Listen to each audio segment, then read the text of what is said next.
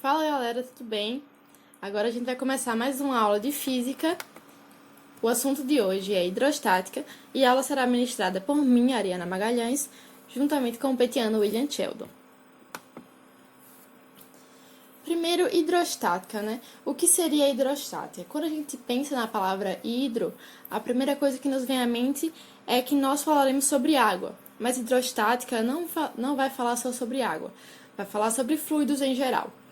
E fluidos são aquelas substâncias que têm a capacidade de fluir ou escoar. E também que não têm forma própria, elas sempre vão assumir a forma do seu recipiente. Como exemplo aqui na imagem, a gente tem a água, que é o seu estado líquido, né? Mas a gente também poderia ter, ao falar sobre hidrostática e sobre estática dos fluidos, gases, como aqui o vapor d'água. Então, a gente tem, quando a gente fala sobre fluidos, estamos nos referindo sempre a líquidos e gases.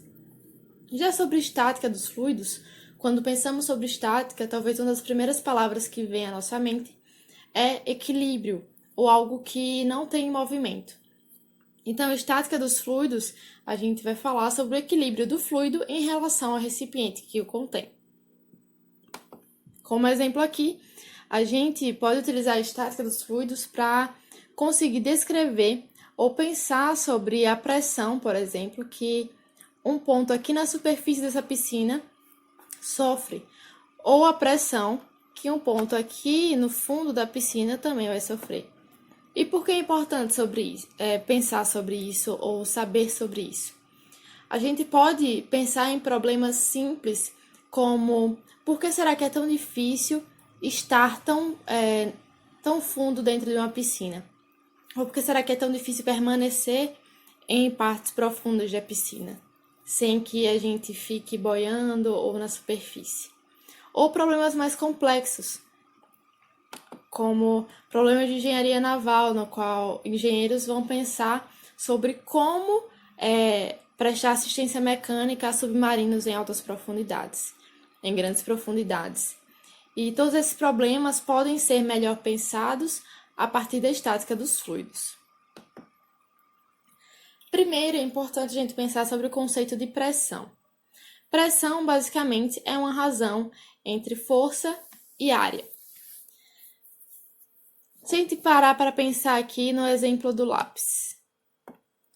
Se a gente pegar um lápis e apontar bastante uma das suas extremidades e depois posicionar o lápis entre os nossos dois dedos, a gente vai ver que a extremidade com a ponta mais fina do lápis vai começar a fazer com que o nosso dedo doa, enquanto que o outro dedo não vai doer. Como o lápis a gente pode considerar como um corpo rígido, a gente sabe que a força nas duas extremidades é a mesma.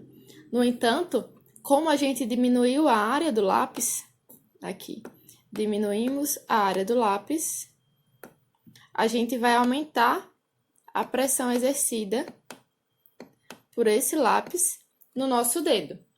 Então, isso vai fazer com que realmente um dos nossos dedos comece a doer, porque a gente diminuiu a área e aumentou a pressão. Outro ponto importante a se pensar sobre pressão é que, dado uma força inclinada aqui, que a gente pode chamar de F, a gente vai ter nessa força duas componentes, uma componente Y, vertical, e uma componente X, horizontal. Se a gente for parar para pensar que parte dessas forças é a que vai fazer pressão sobre o solo, a gente vê que a componente X, horizontal, apenas arrasta a placa, enquanto que a componente Y é a que realmente faz pressão sobre essa superfície, que poderia ser o chão, por exemplo, ou qualquer outra coisa. Então, a gente tem que a componente da força que vai entrar é aquela perpendicular ao plano. Ou seja, quem entra aqui nessa equação seria Fy. Certo? Como a gente está falando aqui de força sobre área, a gente vai entender que a unidade na qual a gente vai pensar sobre pressão é Newton por metro quadrado. Ou, simplesmente, podemos chamar de Pascal. Outro conceito de pressão bastante empregado quando a gente vai discutir sobre estática dos fluidos é a pressão atmosférica.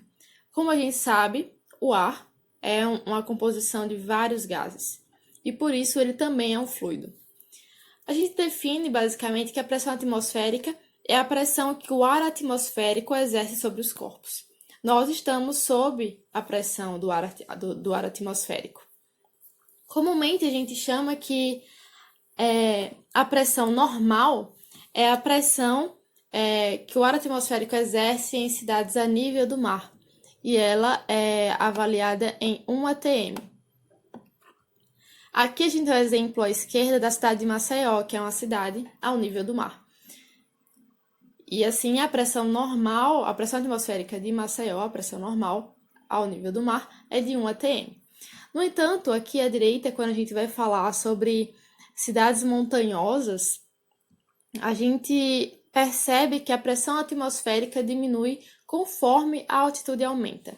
Se eu fosse pensar aqui no nível dessa imagem, eu tenho que esse ponto aqui, que está mais baixo, tem uma pressão atmosférica maior do que esse ponto aqui em cima, cuja pressão atmosférica é menor.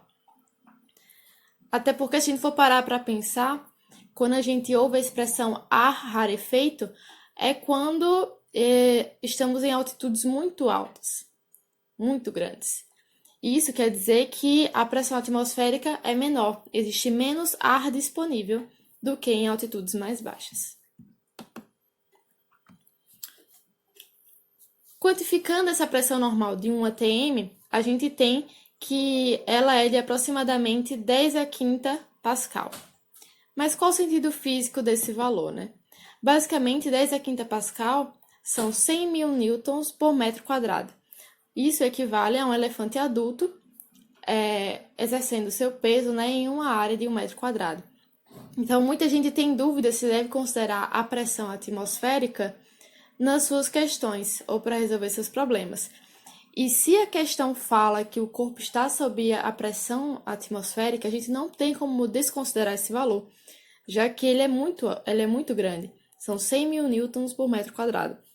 Então, não é um valor desprezível. Agora, dois conceitos interessantes que também são fundamentais para a gente pensar sobre hidrostática: densidade e massa específica. A gente tem que a densidade é a razão entre massa e volume de um corpo. No entanto, quando a gente vai falar sobre esse volume, é todo o volume que ele ocupa no espaço. Ou seja, a densidade varia conforme o corpo. Se a gente parar para pensar em um cubo, que na verdade está oco e é composto por uma fina camada desse tal material. Quando a gente vai pensar sobre a densidade, vai ser a massa do material, que vai ser composto por essas finas espessuras, dividido por todo o volume do cubo, mesmo que o cubo não esteja 100% preenchido por esse material. Dessa forma, a densidade varia conforme o volume do corpo. Já a massa específica, ela vai ser uma característica intrínseca do material, constando assim somente o volume que o material possui. Dessa forma, é um valor associado à substância, ao elemento, e vai independer da sua forma física. No entanto, se a gente está falando de corpos maciços e homogêneos, no caso de um cubo cheio, por exemplo, a massa específica e a densidade dele serão o mesmo valor.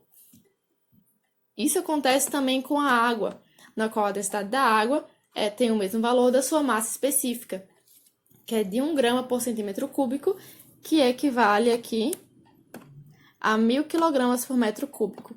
Esses valores são iguais. A única diferença entre eles, que é importante que você perceba, são as unidades de massa, grama e quilo, e as unidades de volume, centímetro cúbico por metro cúbico.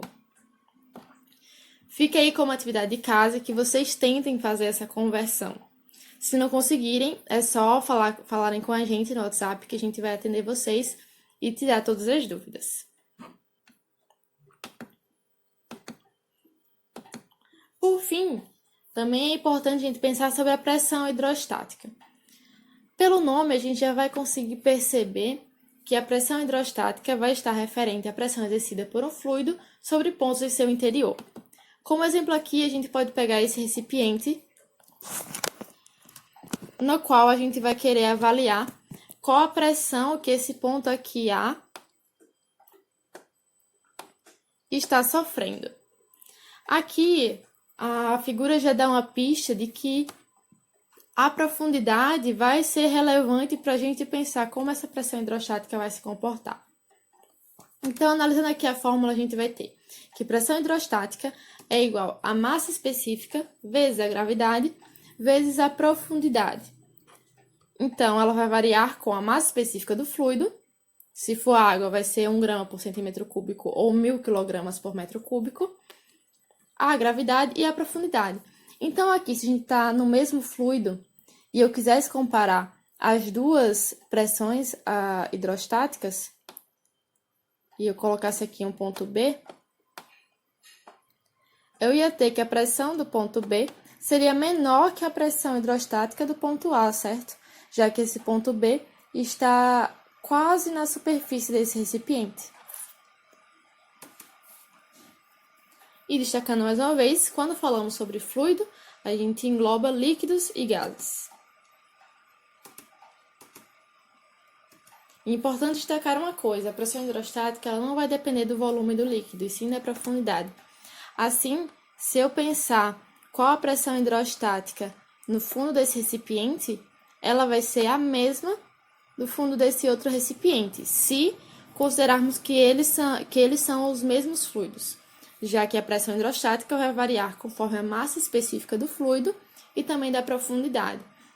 Então, se eles estão aqui ao mesmo nível de água, e são o mesmo líquido, ou mesmo gás, o mesmo fluido, esses pontos aqui, A e B, estarão sobre a mesma pressão hidrostática.